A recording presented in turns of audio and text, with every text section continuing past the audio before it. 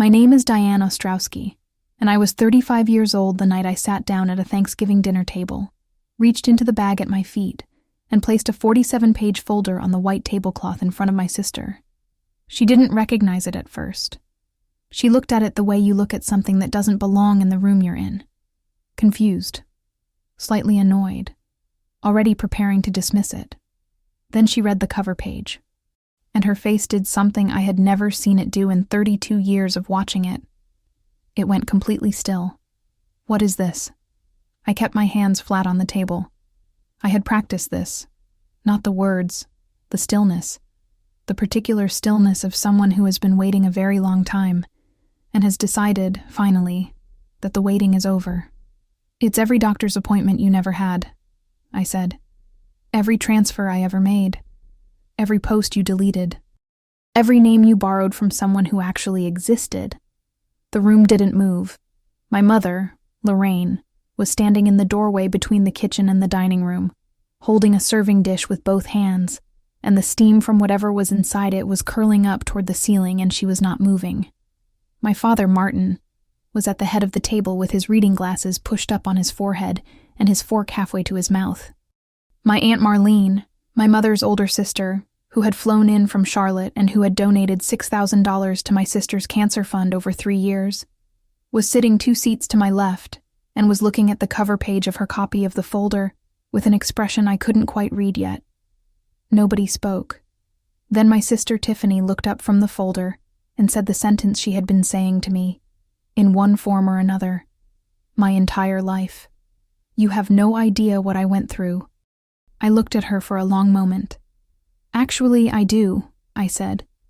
I have every bill you never paid, every appointment that doesn't exist, a doctor whose name doesn't appear in any medical licensing database in 5 states, and 3 years of social media posts that tell a very different story than the one you've been telling this family.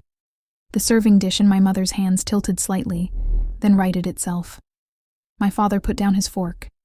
What none of them knew, what none of them could have known, was that I had been building that folder for 3 years, that I had started the night I sat on the floor of my apartment and decided that memory was not enough, that I had worked on it methodically, quietly, the way I had always worked on everything in my life that mattered, alone, without announcement, without asking anyone for permission.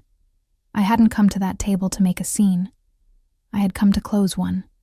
Welcome to Betrayal House, the channel for people who kept the receipts when no one believed them. If you've ever been the child in your family who was called the strong one, not because you were stronger, but because you were the one who could be handed less and expected to survive on it, this story is for you. If you've ever wired money to someone because the word cancer makes you afraid of what it means to be the person who asked for proof, this story is for you. If you have ever sat in a room where someone looked you in the eye and said you had no idea what they were going through, and the truth was that you knew exactly what they were going through because you had spent 3 years documenting every single piece of it, then you already know how this ends. My name is Diane. I'm a bookkeeper from Richmond, Virginia. I am 35 years old, and what I'm about to tell you took me a decade to be ready to say out loud from beginning to end. If you're new here, subscribe before we go any further. We post every week. Drop the word folder in the comments right now if you have ever saved a document, a receipt, a screenshot, a voicemail, or a text message because some part of you, the careful, quiet part that most people never see, understood that you were going to need it one day. I read every single comment. I always do. Now, let me take you back to Richmond. Let me take you back to the house where this started. Because to understand what happened at that Thanksgiving table, you need to understand the home I grew up in. Not the address, not the square footage. The architecture of it, the invisible kind, the kind that gets built out of repetition and silence, and the particular way attention gets distributed in a family when one child needs to believe she is the center of everything. The house was on a tree-lined street in Richmond's West End, and from the outside it looked like every other house on that block. Brick front, 2-car garage, a maple tree in the yard that turned a deep orange every October and dropped leaves into the gutters until my father spent a Saturday afternoon up a ladder muttering to himself about it. Inside, it smelled like my mother's Sunday lasagna, and a specific brand of carpet cleaner she had used since I was born. That synthetic lavender that doesn't smell anything like lavender, just like someone tried very hard to make something clean. My father, Martin, had an office at the end of the hallway with a door that was always closed, not locked. Just closed, in the particular way that communicates without words that you do not knock unless the reason you have is one he would agree is a reason. He was an account manager for a regional distribution company. He wore khaki trousers every day of my childhood. He was not a cruel man, but he was a man who showed up for the things that were scheduled and quietly vacated himself from everything else. And the difference between those two things, presence and attendance, is something I didn't have a name for until I was much older. My mother, Lorraine, was the person who decided how the household worked. She decided what mattered on a given day, who needed what, how the family's time and emotional resources would be spent. She was not malicious. I want to be very clear about that because I think it matters. She was not a woman who woke up every morning and made a calculated decision to harm me. She was a woman who had made a quiet, private assessment of her 2 daughters sometime in our early childhood and never revisited it. The assessment was simple. Tiffany needed more. I didn't. My sister Tiffany was 3 years younger than me, and from the earliest age I can remember paying attention to these things. She was described by my mother as having what my mother called a sensitive constitution. Over the years, I came to understand that this phrase meant something very specific in our household. It did not mean what it would mean to a pediatrician, which was that Tiffany had mild seasonal allergies and a tendency toward ear infections. It meant that Tiffany required a level of protection and accommodation and emotional attention that consumed most of what was available in our home, and whatever was left over, I was expected to manage on. There is a kind of childhood experience that does not have a dramatic name. It doesn't announce itself. It doesn't leave marks that are visible from the outside. It's the accumulation of 100 small moments, each one individually explainable, each one individually survivable, that together add up to a message that is never delivered directly, but is understood perfectly. You can wait. Your needs are manageable. You are not the one we're worried about. The first time I remember understanding this in full, I was 10 years old.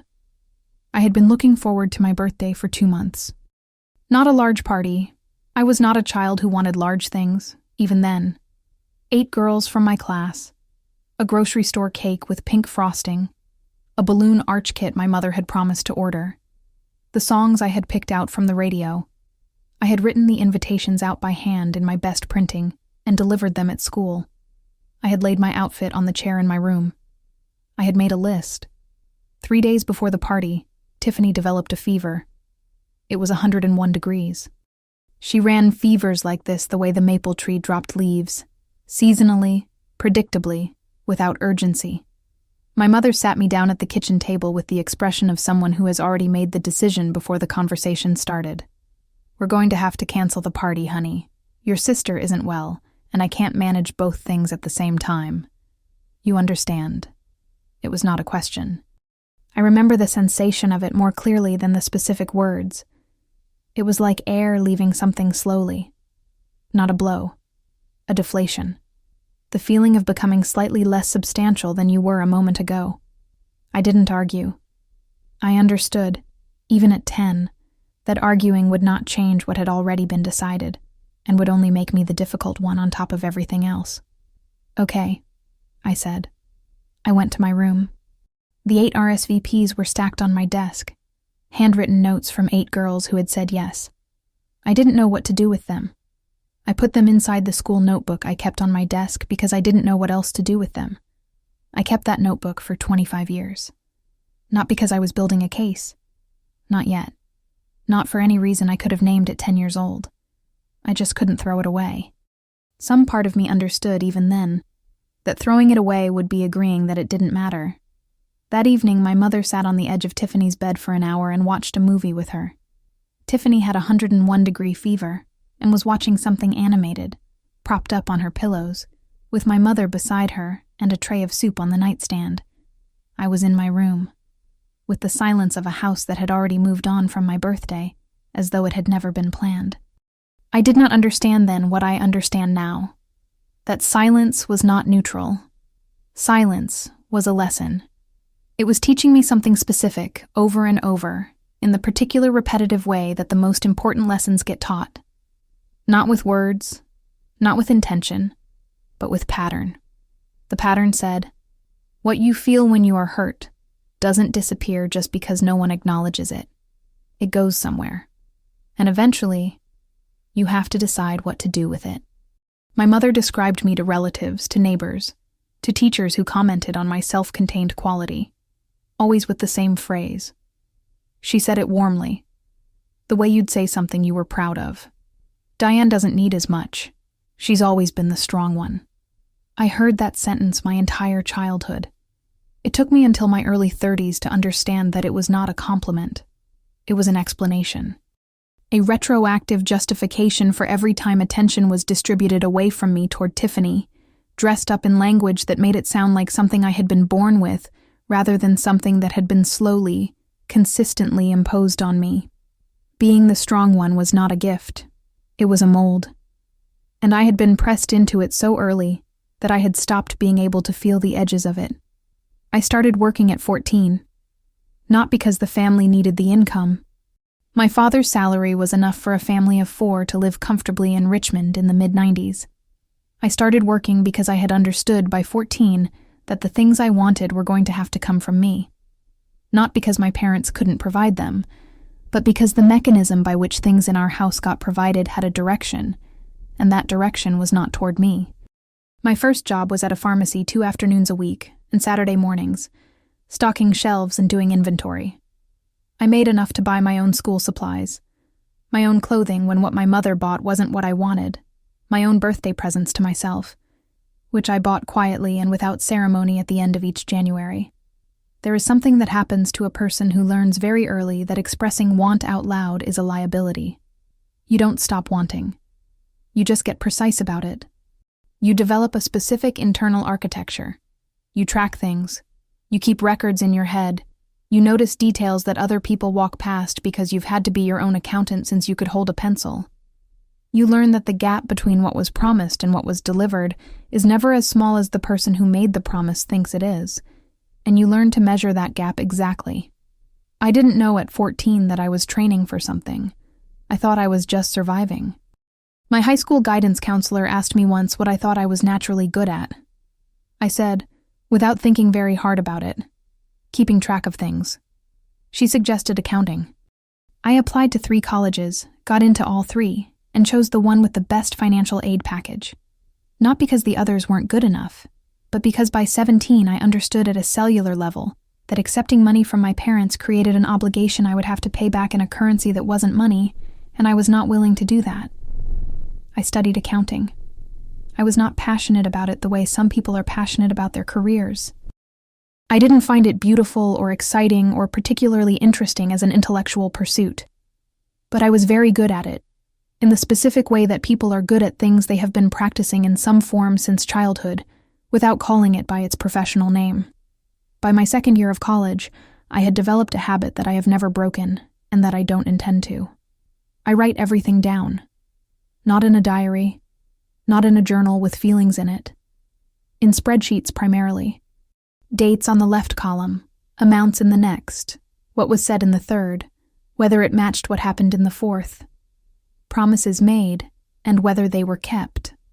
Conversations that seemed important, those I transcribed as close to verbatim as possible within an hour of them occurring, while the words were still exact in my mind rather than softened by time. It started as anxiety management. If the information was outside my body and in a document, I didn't have to carry it. But over time, it became something more than that. It became a record. A longitudinal account of the difference between what the people around me said and what they did. I didn't know yet what the record was for. I kept it because not keeping it felt like a different kind of risk. I graduated at 22 with a degree in accounting and a job offer from a bookkeeping firm in Richmond. I took it. I moved into a 1-bedroom apartment 12 minutes from my parents' house, close enough to show up for Sunday dinners without making it a production, far enough to be able to breathe between them. The independence I had built felt strange at first, the way things feel when you've constructed them entirely with your own hands, and keep expecting someone to come along and tell you you've done it wrong. But month after month, it held. I had a savings account. I had a retirement contribution.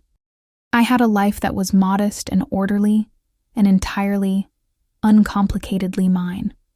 For the first time since I was 10 years old, I felt like the floor under my feet was solid. I should have known that someone was about to try to take a run at it. Sunday dinners at my parents' house were not something I attended because I wanted to. I attended them because not attending had a cost. The particular cost of being the family member who doesn't show up, which in our household translated quickly into evidence that you were distant, selfish, not a team player. The calculus was simple and unfavorable. I went. My mother cooked. My father sat at the head of the table. Tiffany, who had moved back home after a year of community college and a series of jobs that each lasted somewhere between 4 and 7 months, occupied her chair at the table the way a person occupies a throne, with the easy assumption that everyone else's attention had been arranged around her before she arrived. I was 24. Tiffany was 21. It started in early spring. I noticed it first on Facebook, not because I was looking for it, but because the algorithm kept surfacing it. Posts that were vague at first. Something about a health scare. Difficult news. Waiting for results. People commented with heart emojis and praying hands and thinking of you. And Tiffany responded to each one personally, specifically, with the particular warmth she deployed when she wanted something. Then the post became specific. She named it lymphoma, which is a cancer that affects the lymphatic system, the network of tissues and organs the body uses to carry immune cells and filter waste. It is a real disease. It affects real people. People fight it for years, and some survive it and some do not. And the word alone carries a weight that makes the vast majority of people stop asking follow-up questions, because asking follow-up questions when someone says they have cancer feels monstrous. That weight was the point. My mother called me on a Tuesday evening, and her voice had the quality it got when she was delivering information she had decided in advance I was going to receive a certain way. Your sister received some very difficult news from her oncologist. The oncologist is the cancer specialist. She's going to need treatment, and as a family, we need to come together. I waited. I know you've been saving, she said, and I know it's a lot to ask, but this is your sister. I said, how much? She said, $4,200, just to start. I was 24 years old. I had built that savings account dollar by dollar over 2 years of deliberate, careful living. $4,200 was the entirety of what I had managed to put away. I transferred it that night. I did not ask for the name of the facility. I did not ask to see a bill. I did not ask the name of the oncologist, or which type of lymphoma, or what the prognosis was, or any of the reasonable questions a person transfers nearly all of their savings to a family member's illness without asking. I didn't ask because I was 24, and she was my sister, and I was afraid of what kind of person I would become if I turned out to be the one who asked for proof. I know now that the fear of being that person, cold, suspicious, transactional, is something people who run compassion fraud rely on. It is the mechanism. It is the crack in the door they push against. I didn't know it yet. I was about to spend the next 10 years learning. I turned 25 on a Saturday in April. I had been planning the dinner for 2 months. Just a reservation, 12 friends, a restaurant downtown that I'd been wanting to try, a cake I'd ordered from a bakery on Carey Street. I put a deposit on the reservation. I sent the invites. I bought a dress. The first dress I'd bought for myself in 2 years that wasn't for a work event. I was 25 years old, and I wanted one evening that I had chosen entirely for myself, with people I had chosen entirely for myself, without having to calibrate it against anyone else's needs or schedule or feelings about it. 3 days before the dinner, my phone rang. My mother. Tiffany had a very difficult conversation with the oncologist this week, and the family needs to be together right now. I need you to cancel the restaurant. I held the phone very carefully. Mom, I said, my birthday is Saturday. I know, honey, but some things are bigger than a birthday. I want to stop here and tell you what that sentence did to me, because I think you might already know. I think if you're watching this, you might have heard a version of that sentence yourself. Some things are bigger than what you need right now. Some things are bigger than what hurts you right now. The implication being, whatever you are feeling is, by definition, small, manageable. Something you should be able to set aside without too much trouble because you're the strong one, and the strong one can always wait. I canceled the restaurant reservation. I called 12 people and told them something had come up with my family. I went to my parents' house that Saturday and sat at the kitchen table and listened to Tiffany describe what the doctor had told her, and my mother held her hand across the table, and my father nodded in the way he nodded when he didn't know what else to offer. And nobody, not at dinner, not in passing, not in a text message later that night when I drove home, said happy birthday. Not once. I drove home at 9 o'clock. I parked outside my building and sat in the car for a few minutes looking at the steering wheel. Then I went upstairs. I didn't turn on the television. I didn't call anyone. I sat down on the floor of my apartment, not on the couch, not in a chair, on the actual floor, with my back against the wall and my knees pulled up. And I opened the closet and I took out the old school notebook. The 8 invitations from my canceled 10th birthday were still inside it. 15 years old now. A little yellowed. The handwriting of a child who was trying very hard to do something right. I held the notebook in my hands, and I heard Tiffany's voice from earlier in the week, when she had called me directly to make sure I understood the gravity of the situation. I'm sorry your birthday is an inconvenience right now, Diane. Some of us are fighting for our lives. I sat with that sentence on the floor for a long time, and then something shifted. Not dramatically. Not with the kind of noise that a shift that size ought to make.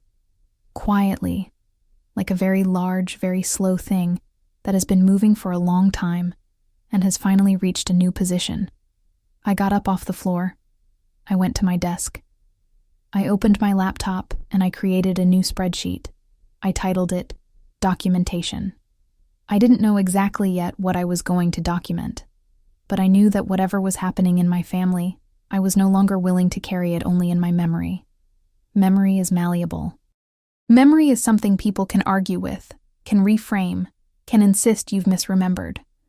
Memory can be made to feel unreliable even when it isn't, if the person arguing against it is persistent enough and the room is full of enough people who want to believe the other version. Spreadsheets cannot be argued with, and I was very good at spreadsheets. The Monday after my canceled birthday, I made a phone call. The woman on the other end of the line was named Patricia Ellison. She was a civil litigation attorney in Richmond, 61 years old, 30 years of practice, referred to me by a colleague whose property dispute she had handled 2 years earlier. I had found her name in my phone and stared at it for 3 days before I called. When I walked into her office and sat down across from her desk, I told her what was happening. Not all of it. I didn't have all of it yet. What I had was a pattern. A sister who had named a cancer diagnosis in a public forum and used it to solicit money. A family that had accepted the diagnosis without question and treated skepticism as betrayal. A financial contribution of my own that I was beginning to believe had been obtained under false pretenses. Patricia listened to me for 14 minutes without interrupting. Then she said, "Do you have records of the money you've transferred?" "Yes," I said. "Bank statements. Screenshots of every transfer confirmation. Dates, amounts, notations." She nodded slowly. "Let me explain what you can and cannot do," she said. "Requesting another person's medical records without their written consent is a federal privacy violation. Full stop. You cannot obtain your sister's medical records. You have no legal basis to access them, and attempting to do so would expose you to liability." I understood. "However," she said, "verifying your own financial records is completely within your rights. The transfers you made are documented in your own bank statements, and you are entitled to full access to those documents and to whatever conclusions a reasonable person could draw from them." She leaned slightly forward. "There is also no restriction preventing you from reviewing publicly available information, social media posts, public records, or the professional licensing databases maintained by state medical boards. These are public tools. If a physician your sister has named does not appear in the state's medical licensing registry, that is a matter of public record that any citizen can verify." She paused, and when she continued, her voice was the specific kind of level that tells you what's coming is important. "What you're describing, if it is what it appears to be, falls under what we call compassion fraud. That's the term for a pattern in which someone fabricates or substantially exaggerates an illness or personal crisis in order to obtain money or other resources from people who care about them. It is a civil matter and, depending on the total amounts involved and the mechanism of collection, potentially a criminal one." She folded her hands on the desk. "It also, in my experience, almost never ends with the first person who gives money." I drove home from that meeting with that last sentence turning over and over in my head like something caught in water. It almost never ends with the first person who gives money. That night I sat down at my desk, opened the documentation spreadsheet, and started from the very beginning. 3 years. That is how long it took me to build the folder into something I was willing to use. Not because the evidence was particularly difficult to find, but because I am a bookkeeper. I understand the difference between a record that is accurate and a record that is airtight, and I was not willing to bring anything to that table that could be challenged, reframed, or dismissed as the product of a grudge.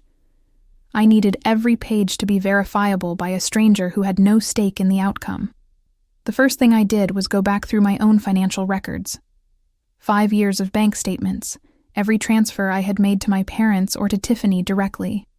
I entered every transaction into the spreadsheet.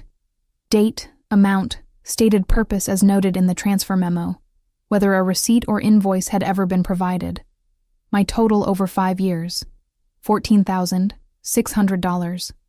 I wrote that number in the spreadsheet, and I sat with it for a while. Then I turned to the public record. The name of Tiffany's oncologist, the cancer specialist she had referenced in Facebook posts, and mentioned to family members over 3 years, was Dr. Raymond Kowalski. I opened the Virginia Department of Health Professions online licensing database. This is a public tool, free to anyone with an internet connection, that lists every licensed physician currently authorized to practice medicine in the state of Virginia. You can search by name. It is the official state record. There was no Raymond Kowalski. I searched variations. R. Kowalski. Raymond Kowalski. M.D. Raymond D. Kowalski. I expanded to neighboring states, Maryland, North Carolina, West Virginia, Pennsylvania, Washington, D.C. Nothing. I documented this. Search terms used, date of search, databases searched, result. 0 licensed physicians matching that name in any of 5 states. Then I began cross-referencing dates. Tiffany's social media posts about treatment, the ones describing exhaustion from chemotherapy, the ones asking for prayers before a difficult procedure, the ones with the language of someone in active medical crisis, had timestamps attached to them. I went through 2 years of her public posts and listed every date she had referenced a treatment, an appointment, or a procedure. Then I went through her other posts, the ones that weren't about illness, the weekend trip to Charleston, the concert photos from D.C., the ski trip, identifiable by the mountain, the snow, the visible chairlift in the background of one photo. I cross-referenced the dates. In 11 instances, a post about a treatment or procedure was followed within 72 hours by photos from a social event, a trip, or an activity that showed Tiffany in good health, full energy, and a good deal of apparent happiness. Tiffany's hair in every photo was exactly as it had always been. Her weight had not changed. Her color was good. She looked, in photo after photo across 2 years of alleged cancer treatment, like a 20-something woman having a normal and reasonably enjoyable life. I documented all of it, screenshot by screenshot, date by date, typed into the spreadsheet with notations. But the detail that changed everything, the one that made me sit back from my desk and put my hands flat on the surface and just breathe for a moment before I could continue, came from a direction I hadn't anticipated. I was not the only person who had given money. I had been focused, for the first several months of my documentation, entirely on my own transfers. But the more carefully I looked at Tiffany's social media presence, the more I understood that the circle of donors was far larger than our immediate family. There had been a GoFundMe. It had been public. My mother had shared it. Tiffany had shared it. Family friends had shared it. It had reached people far outside the family. Church members my parents knew. The parents of childhood friends, colleagues of my father's. I found an archived version of the campaign page. The total raised was $83,420. I read that number 3 times. Then I typed it into the spreadsheet. My $14,600 was a subset of that total, but the rest of it, nearly $70,000, had come from other people. People who had seen a Facebook post from a woman they trusted, or from their friend who trusted her, and had given what they could. I thought about what Patricia Ellison had said in her office. It almost never ends with the first person who gives money. I had thought I was the first. I was not even close to the only one. I needed a few more months, but the folder was getting close to ready. I need to stop here for just a moment, because what happens next in this story is something I have never told from beginning to end before tonight, and I want you to be present for it. If any part of what you've heard so far has felt like something you've lived, drop the word proof in the comments. Tell me where you're watching from. Tell me what you kept. A text message, a bank record, a voicemail you couldn't bring yourself to delete, because some part of you knew that deleting it would mean agreeing that it hadn't happened. And if you haven't subscribed yet, please do. Because what I'm about to tell you about the months before Thanksgiving is the part of this story that I have kept the quietest. Because here is the question I hadn't fully accounted for. If Tiffany noticed that my responses were getting slower, that I had stopped transferring money, that my Sunday dinner answers were shorter, that I was asking questions I hadn't asked before, what was she going to do about it? I was about to find out. And the answer was going to give me the last piece I needed. I had been quieter with the family for about 4 months when the video appeared. I found out about it from a woman I worked with. She sent me a link with a message that just said, "Is this your sister? Are you okay?" It was a Facebook Live video, 8 minutes and 40 seconds long. Tiffany was sitting in what appeared to be a medical waiting room, though I recognized, when I looked more carefully, that the chair style and the wall color and the particular configuration of the room matched the minor urgent care clinic that had opened downtown 2 years earlier, not an oncology center. She was not wearing makeup. Her voice was carefully, precisely unsteady. She spoke for the first 4 minutes about her treatment, about the difficulty of the past year, about what it meant to keep going. And then she shifted. She talked about family.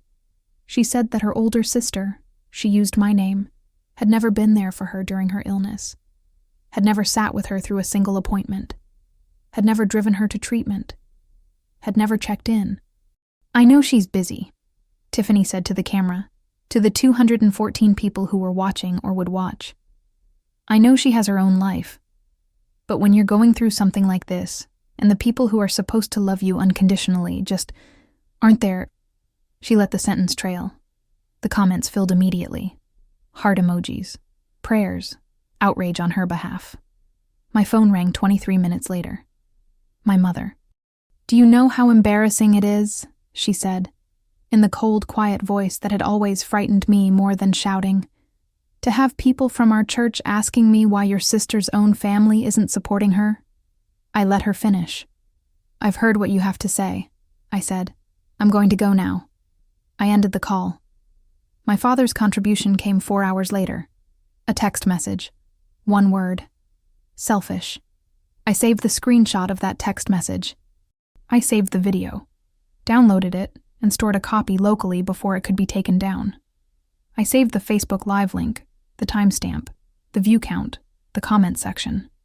I documented the number of shares and noted the names of the accounts that had shared it, several of which I recognized from the GoFundMe donor list.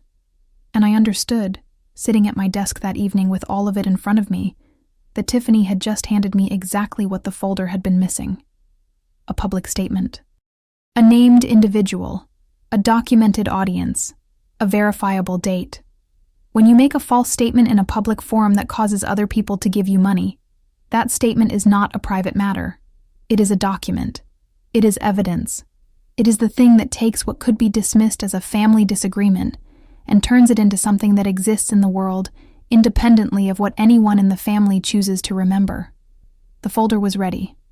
I chose Thanksgiving. I chose it not only for the symbolism, though the symmetry of it was not lost on me, but for the practical reason that Thanksgiving was the one occasion every year when everyone who needed to be in that room was in that room at the same time. My parents, my sister, my Aunt Marlene, who had flown in from Charlotte and had given $6,000, and who deserved to know what she had given it to. My mother's neighbor, Ellen, who had organized a meal train for Tiffany the previous winter. 2 of my parents' oldest family friends who had each donated between $500 and $1,500. All of them. Once. Together. 3 weeks before the holiday, I went back to Patricia Ellison. I placed the full folder on her desk and sat across from her while she read it. She turned pages for 45 minutes without speaking. When she finished, she set the last page down and looked at me without saying anything for a moment. "This is thorough," she said. "Yes," I said. She explained the legal picture in terms I could follow. The total amount raised placed this potentially within the range of federal wire fraud statutes. Wire fraud, which is the crime of using electronic communications, including online platforms, to defraud someone of money, carries federal penalties and a higher evidentiary standard than civil fraud does. The criminal standard requires proof beyond a reasonable doubt, which is a high bar in compassion fraud cases because it requires demonstrating not just that the illness was fabricated, but that the person who fabricated it knew it was fabricated and intended to deceive. The civil standard, the standard used in lawsuits between private parties, requires only that it be more likely than not that the statement was false, and that the false statement caused someone to hand over money they wouldn't otherwise have handed over. This is significantly more achievable with the documentation I had compiled. "My recommendation," Patricia said, "is that you do not file anything on your own behalf. Your position is complicated. The money you transferred was given as a gift to a family member, which sits in a legally ambiguous category. But the donors who gave through the GoFundMe platform have cleaner standing to bring civil claims.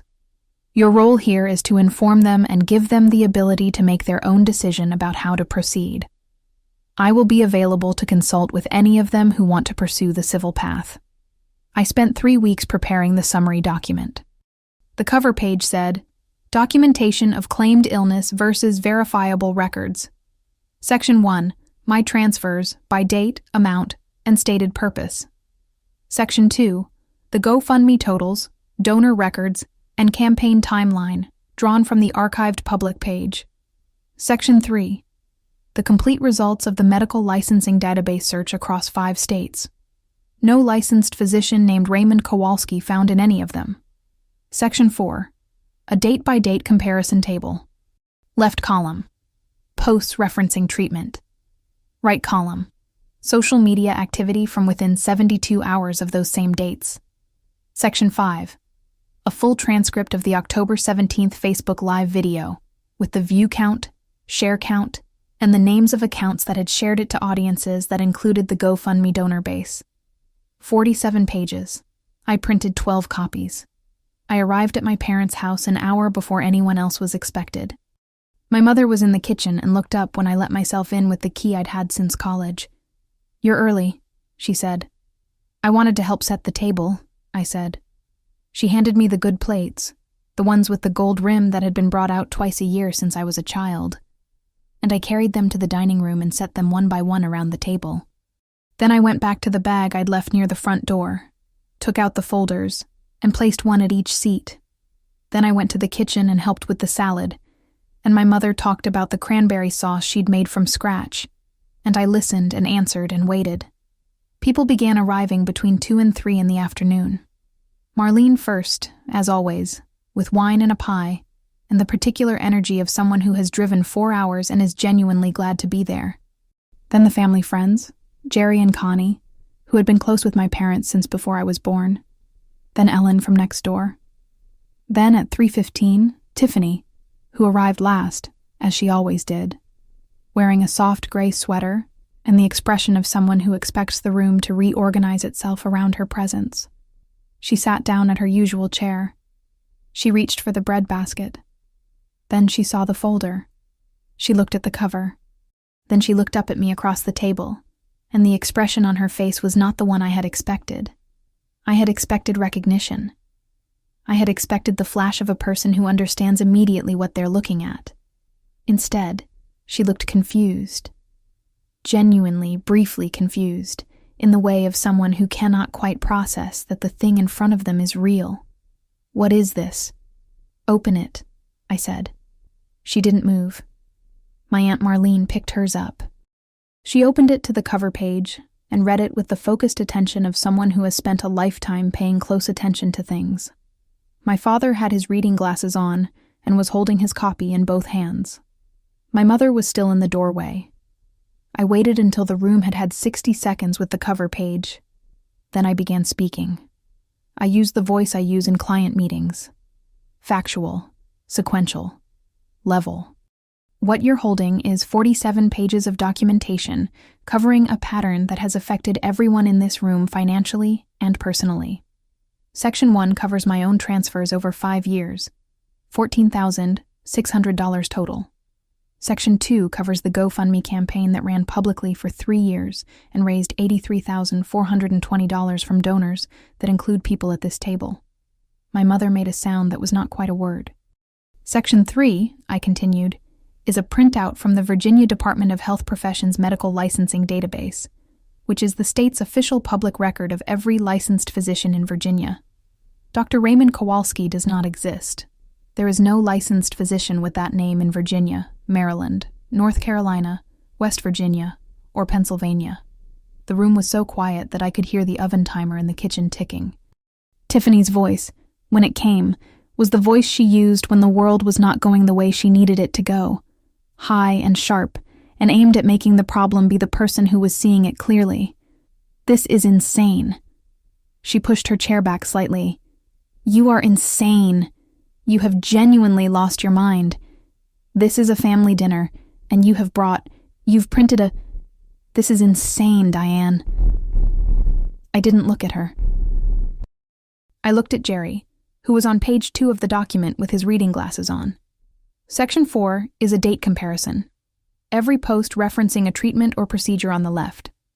Social media activity from within 72 hours of those same dates on the right. Section 5 is the transcript of the Facebook Live video posted on October 17th of this year, in which my name was used publicly to an audience of, I checked the page, 214 accounts, not including subsequent shares. My mother set the serving dish down on the sideboard behind her. The sound of it was the loudest thing in the room. "How dare you?" she said. Not loudly, very quietly. "How dare you do this at this table, on this day?" I looked at her. "How dare you cancel my birthday for this?" I said it quietly. I said it the way I had practiced it in my car on the drive over. Not as an accusation, not as a weapon, just as a fact that deserved to be said out loud in the same room where the original thing had happened. The table did not move. Tiffany stood up. Her chair scraped against the floor. I am not sitting here while she does this to me. This is my family, and she has turned it into some kind of... I don't even know what this is. You turned it into a public matter, I said. October 17th. You did that. My father took off his reading glasses.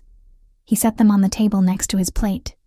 He looked at the folder in his hands, and then he looked at the table, and he did not say anything. Marlene had not looked up from the document since she opened it. She was on section 4. She turned the pages the way you turn pages when the information on each one requires you to stop and let it settle before you can continue. Her face was very still. She reached section 4. She looked at the date comparison table. She turned each page slowly. She reached the end. Then she closed the folder. She picked up her purse from the floor beside her chair. She folded the folder in half and placed it inside her purse. She pushed her chair back and stood up. And she walked to the front door of my parents' house with the steady, unhurried walk of a woman who has made a decision and is not going to discuss it. She opened the door. She left. She did not say a word to anyone in the room, The door closed behind her, and the silence that left with her was the loudest thing I have ever heard. In the weeks that followed Thanksgiving, things moved faster than I had anticipated. Marlene called me the following Monday morning. She had already spoken with Jerry and Connie, the family friends who had been at the table and had donated a combined $2,200 between them. By Wednesday of that week, the three of them had retained Patricia Ellison. By the end of the month, 3 additional donors had reached out through Marlene, church members of my parents who had seen the GoFundMe and given what they could, between $500 and $2,000 each. All 5 retained Patricia as a group. The civil lawsuit was filed in January. Let me explain what that means in plain language, because I think it matters to understand the process rather than just the outcome. A civil lawsuit for fraudulent misrepresentation, which is the legal term for knowingly making a false statement that causes another person to give up money or property, operates under a different evidentiary standard than a criminal trial. In a criminal trial, guilt must be proven beyond a reasonable doubt. In a civil trial, the standard is called preponderance of the evidence, which means it is more likely than not that the thing happened the way the plaintiff says it did. The documentation I had compiled, particularly the medical licensing database results and the date cross-reference table, formed the core of what is called the discovery record, meaning the body of evidence that both sides had access to as the case prepared to go forward. It did not go to trial. In March, after several months of pretrial proceedings, Tiffany entered into a settlement agreement. A settlement is a negotiated resolution in which the defendant agrees to pay an amount determined through private negotiation rather than a court ruling, in exchange for the plaintiff dropping the lawsuit. The terms of settlement agreements are generally confidential, and I am going to honor that confidentiality here. What I can tell you is this. The apartment Tiffany had been living in, which had been leased using funds from the GoFundMe campaign, a fact established through financial records subpoenaed during the pre-settlement discovery process, was vacated as part of the resolution. The criminal question, whether the federal wire fraud statute applied, given that the campaign had used an electronic fundraising platform, was reviewed by the district attorney's office. The DA declined to file criminal charges. I am not going to speculate about that decision. I understand that prosecutors weigh the probability of conviction against the resources required to pursue a case, and that compassion fraud prosecutions are difficult because establishing intent beyond a reasonable doubt is genuinely hard. I accept that outcome without requiring it to mean something about the truth of what happened. My parents did not speak to me for 7 months. My mother called me in June. She said she didn't understand why I had chosen to do it that way, in front of the whole family, at dinner, on a holiday. I told her, because the people in that room had given money based on information that was false, and they deserved to receive the accurate information in a room where they could look each other in the face. Because doing it privately, just between the 4 of us, would have protected Tiffany and left everyone else without the information they were entitled to have.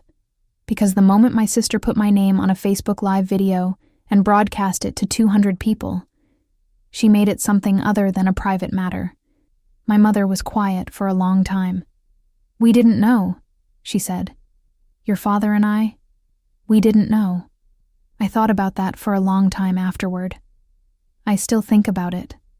I believe her, not because she earned my belief, but because the alternative, that my parents had known and had chosen to participate anyway, required a level of sustained, deliberate deception that I don't think they were capable of.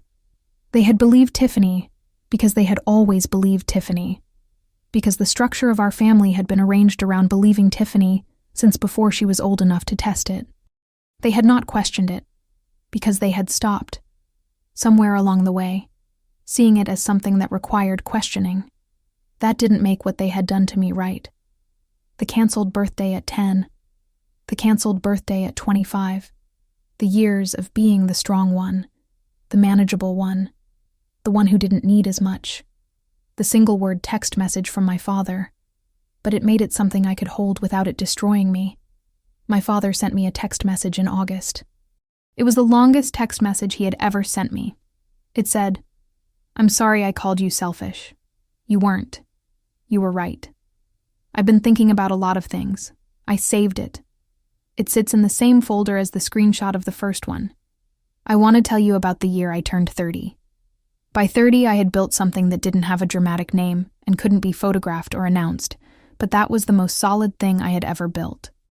A bookkeeping practice with clients I respected, who respected me back. An apartment I had filled over years with things I actually liked, slowly, carefully, without rushing it. A set of friendships with people who had received the 12 canceled birthday invitations and who had stayed when I eventually told them why my family had been complicated and who hadn't required me to make it more understandable than it was. On my 30th birthday, I went alone to a restaurant downtown. Not the one I had tried to book for my 25th. A different one, quieter, with booths along one wall and a menu that changed every season. I got there early. I asked for a window booth. I ordered coffee. I set my bag down on the bench beside me, and I reached inside it, and I took out the old school notebook. It had moved with me across 4 apartments over 12 years, always in a bag or a shelf or a box, always just present, the way things are that belong to a version of yourself that you haven't fully put down. I opened it to the page where the 8 birthday invitations had been sitting for 20 years. They were still there, a little more yellowed than the last time I had looked at them. The careful, precise printing of a 10-year-old who had wanted very badly to do something right, who had no way of knowing that the thing she was building, the habit of writing things down, of keeping records, of understanding that what is documented is harder to erase than what is only remembered, was going to matter more than she could possibly have imagined. I looked at them for a while. Then I took out the novel I had been meaning to start for 2 months, and I put the notebook down on the table next to my coffee, and I used the 8 invitations as a bookmark, and I started reading. That is the whole story. That is what happened. Here is what I know now that I didn't know when I was 10 or 25 or even 30. The word strong, when it is used to mean capable of surviving on less, is not a compliment. It is a reassignment. It is a way of opting out of the obligation to provide care by reframing the absence of care as evidence of the other person's self-sufficiency, and the fact that you survived it, that you built a life and learned a skill and kept records and showed up at the right table on the right day with the right folder, does not mean that it was fair, or that you deserved it, or that the price you paid for becoming who you are was one that anyone had the right to charge you. Compassion is not a blank check. Loving someone does not require you to disable your own judgment on their behalf. And the fear of being the person who asked for proof, the cold person, the suspicious person, the person who loves conditionally, is something that people who take advantage of love understand and exploit. It is not a character flaw to need something to be real before you give everything you have for it. The most important habit I ever developed, the one that saved me in every sense of the word, was the boring, unglamorous, uncelebrated practice of writing things down, of keeping dates, of noting amounts, of treating the gap between what someone said and what happened as information worth recording. Memory is what people count on when they need to be able to contradict you. Documents are what you build when you've decided that being contradicted is no longer something you're willing to allow. If this story felt familiar, if you recognized a phrase, a dynamic, the specific silence of a house that has already moved on from something that hurt you, I want you to sit with that. You don't have to do anything with it right now, but you're allowed to call it what it is. Drop strong 1 in the comments if you were the one in your family who was expected to need less. Share this with one person who needs to hear it. One person who has been told they're the strong one when what they needed was for someone to notice how hard they were working just to stay standing. Subscribe if you want more stories like this one. Real ones. Documented ones. Stories about people who were underestimated, who kept records, who showed up at the right moment with the right folder, and said exactly what needed to be said in exactly the right room. I'll be back next week. Thank you for being here.